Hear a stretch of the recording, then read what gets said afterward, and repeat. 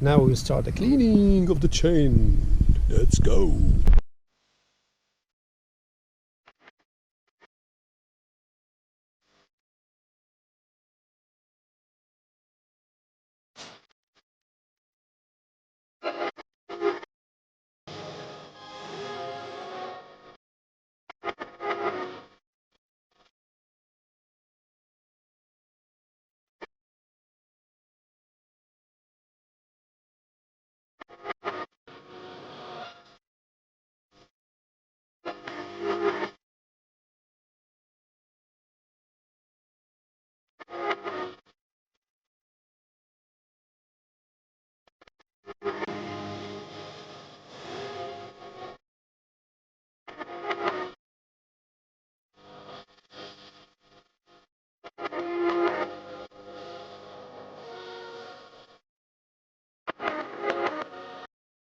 Okay, so now we'll start the oiling. We clean the chain, as you can see here.